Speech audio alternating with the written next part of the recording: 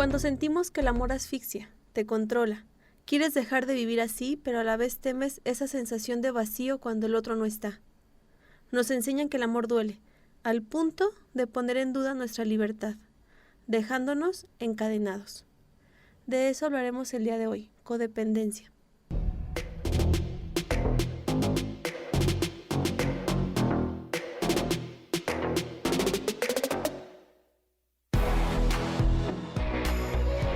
El término dependencia viene del concepto estar pendiente de algo. Nos referimos a codependencia emocional, a la necesidad de tener a alguien más para sobrevivir. Querer que otros tengan por nuestra persona muestras de afecto y de cuidado. En otras palabras, que alguien más cultive ese amor propio del cual nosotros no hemos podido cosechar. Necesitamos reconocernos a través de los ojos de alguien más, porque a través de los nuestros somos invisibles. Es así como se va formando esta adicción al amor, como lo denomina la psicóloga Pia Mellody. Uno no es feliz si no se siente en contacto y vinculado con otra persona, y por lo general suele estar más ligado a la pareja, aunque esta dinámica también puede transportarse a otros escenarios como lo son familiares, amigos, jefes, etc.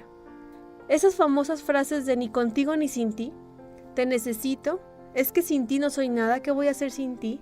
Sin ti mi vida no tiene sentido. Sí cobran vida para la persona que ama demasiado, como lo dice la psicóloga Robin Gurnoth. Y es que aman tanto al punto de quedarse con la sensación de vacío. Depositan todo en el otro, que cuando falta duele demasiado. Y duele porque viven en el duelo de la persona y el propio, al no tener de dónde sujetarse.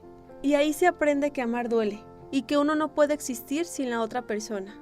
Quien lo vive así, está tan acostumbrado o acostumbrada a vivir a través del otro, que el otro es quien te dé seguridad, momentos alegres, que cuando no está, no extraña a la persona, sino aquello que les hacía sentir, y es cuando queda esa sensación de sentirnos vacíos. Una manera de decirlo sería, ¿dónde quedan los latidos si dejamos que nuestro corazón se lo llevaran? ¿Cómo podemos volver a sentir sin él? ¿Cómo podemos sentirnos vivos de nuevo? Sería casi imposible. Así como cuando tienes una adicción al cigarro, a la cafeína, a los alimentos dulces, que solo falta y nos sentimos intranquilos, desesperados, de mal humor, le sufrimos porque no lo tenemos. Bueno, pues así vive una persona cuando ama demasiado. Nos quedamos encadenados cuando nos sostenemos de otros brazos y sin darnos cuenta terminamos amarrados, sujetados a que la otra persona decida por nosotros, porque por lo general nos reconocemos a través de lo que hacemos por la persona amada, y solo así existimos. Casi siempre tomamos el rol de cuidador, el que llega y salva al frágil, al necesitado, cuando en muchas ocasiones somos nosotros los que vivimos así, con la necesidad de ser vistos, valorados, con el deseo de no volver a sentir ese abandono, esa ausencia que no tiene que ver con la persona actual, sino más bien con nuestra propia historia de vida. Sin embargo, no todo es miel sobre hojuelas. Se sienten atrapados sin quererlo, porque terminan estando en una relación que no les satisface, ya que se enganchan desde la necesidad. Solo que en ocasiones el dolor y la sensación de la soledad pesa aún más. Aprendemos a amar y a relacionarnos desde la dependencia emocional, económica o incluso hasta sexual. Y hago referencia a la sexual porque cuando los conflictos son una constante, buscamos a través del sexo una manera de solucionarlo. Y bien, ¿cómo darme cuenta si estoy o he estado en una relación así? Una manera sería, si las muestras de amor no producen satisfacción o tranquilidad, sino más bien culpa o angustia o nos sentimos en deuda, cuando nos cuestionamos por qué siempre me enamoro de quien no debo, de la persona equivocada, cuando sentimos que se nos va la vida cuando terminamos una relación, cuando no estoy a gusto con él o con ella, pero me da miedo perderlo y no encontrar a alguien más, o cuando temes que el otro se enoje por tus decisiones. Aquí hay un mini test. Pregúntate si experimentas una necesidad imperiosa del otro. ¿Experimentas una necesidad imperiosa de tener una relación o estar con alguien? ¿Experimentas un apasionamiento excesivo por otra persona? ¿Experimentas sentimientos de celos y posesividad? ¿Te sacrificas y te privas de cosas en beneficio del otro? ¿Te apasionas y lo dices de inmediato y no escuchas tus palabras? ¿Te echas la culpa cuando ocurre algo o un conflicto? ¿Eres incapaz de soportar la separación? ¿Estás demasiado e intensamente implicado cuando te preocupas demasiado por el otro y la relación en que se encuentren bien? Tienes una escasa o ninguna vida social. Tu vida solo gira ante la previsión de oír y ver al otro. Si tienes más de 3, es importante echarnos un clavado hacia nuestro interior y saber qué es lo que me estoy enganchando de esa persona. Cuando una adicción se alimenta de otra, bien lo dice esta frase, hay mucho dolor en la vida y quizá el único dolor que se puede evitar es el que proviene de intentar precisamente evitar el dolor. ¿Y cuál es el origen de vincularnos de esta manera? ¿O cómo podemos mejorarla? Por lo general nace de un hambre inmensa de aceptación, quizás provocada por una familia en la cual no nos sentimos bienvenidos o aceptados, ya sea por nuestros gustos, nuestras ideologías, nuestro físico. Lo cierto es que hay una descalificación constante por quienes somos. Esos famosos pero, esa condicionante, ay mijita si estuvieras así, en el peso, en los gustos, en las parejas que se eligen, etc. No nos damos cuenta de la explotación y manipulación del otro porque el dolor lo hacemos una normalidad. Es parte de nuestra cotidianidad sentirnos así, condicionados a, y con ese miedo a que el otro se vaya. Quizá nos desarrollamos en ambientes donde estuvo presente una adicción, como lo puede ser el alcohol, y más que el alcohol en sí, es que aprendemos a necesitar la compañía del otro para estar bien. O quizá también puede haber vivencias de abandono. Esa necesidad de sentirnos, valga la redundancia, necesitados o importantes. ¿Y cómo podemos transformar nuestra forma de querer y no quedarnos con la sensación de vacío en el intento? Quiero compartirles que iniciar un camino donde se transforma esa codependencia a la libertad no es fácil. De inicio, porque no conocemos otra cosa. Y se requiere de mucha valentía y nutrirnos de nosotros para empezar a hacer esa diferencia. En una ocasión leí esta frase y me parece que queda muy adecuada ahorita. Cuando uno tiene hambre, hasta las migajas saben a gloria. Y quizá por ahí podemos empezar, a dejar de tener hambre de cariño, de afecto, de atención, a dejar de ver y buscar en los otros aquello de lo que deseamos reconocer en nosotros. ¿Quiénes somos? ¿Qué nos caracteriza? ¿Qué nos gusta? Empezar a alzar la voz y mostrarnos como somos, sin cargar con el temor de ser abandonados o rechazados por ello. Y tener muy presente que si la otra persona se va, también está bien y que es parte del proceso.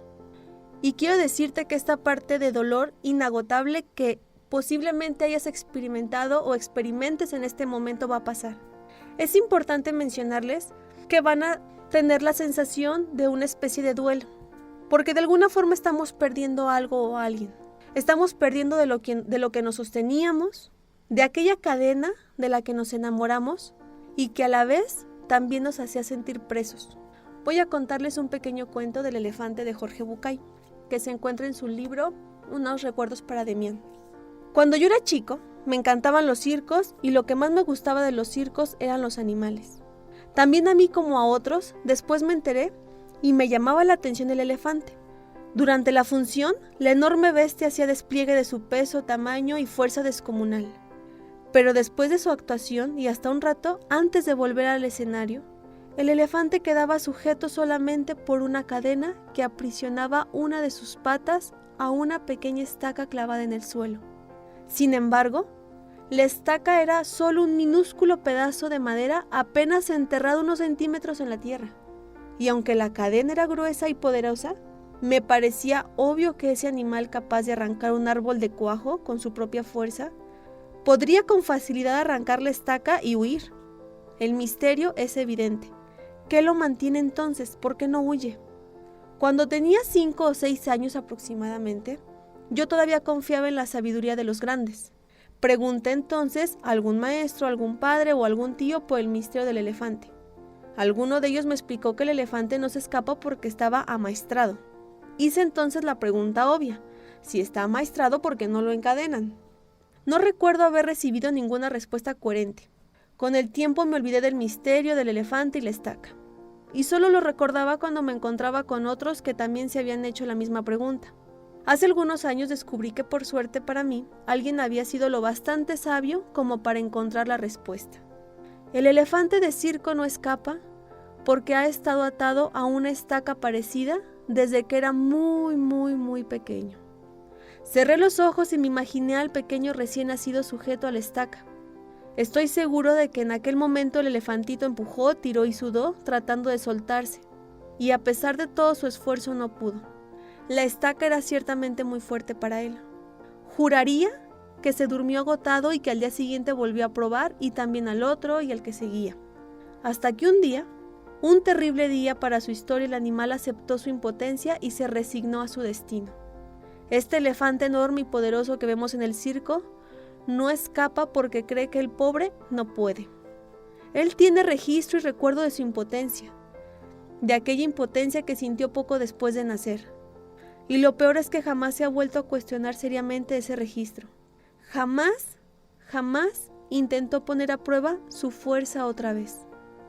Vamos por el mundo atados a cientos de estacas que nos restan libertad, condicionados por el recuerdo de no puedo. Tu única manera de saber es intentar de nuevo, poniendo en el intento todo tu corazón. Y entonces ponerse en contacto con el vacío que ha dejado la pérdida. Así como el elefante, valorar su importancia y así como poderse sobreponerse al dolor y a la frustración que esto implica. Quiero decirles que parte del duelo es experimentar la tristeza.